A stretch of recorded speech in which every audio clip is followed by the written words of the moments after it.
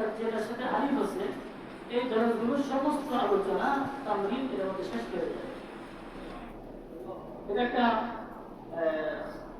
চমৎকার বিষয়।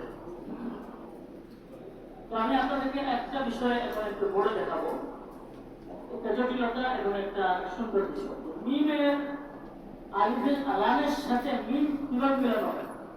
আমি আল মিসবাহ শব্দটা লিখেছি, আল মিফতাহ শব্দটা লিখেছি। দুটা শব্দ অনেকেই বিশেষ করে নতুন তারা লিখতে পারতেছে না, তবে কষ্ট হয়েছে। আপনার ঘরে একটু খেয়াল করেন, দেখবে যে এই মিলানটা অত্যন্ত সহজ।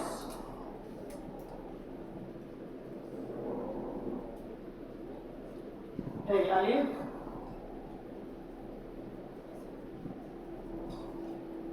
আল মিসবাহ,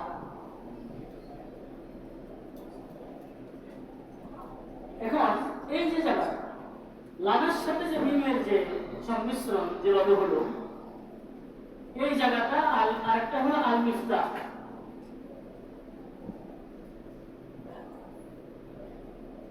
আল মিফতাহ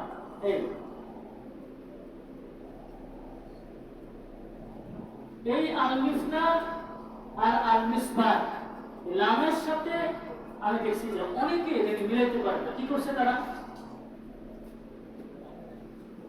তারা করছে এরকম করছে,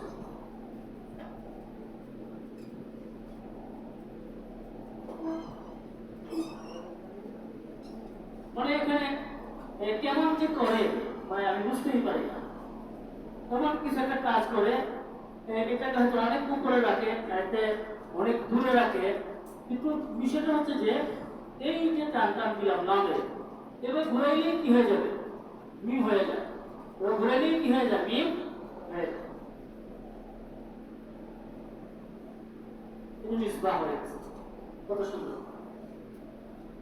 আপনি সবাই আমাকে আল মিফতাহ এবং আল মিসবাহ 10টা 20টা কিন্তু লিখে দেখান তো, সবাই গ্রহণ করেন আপনারা।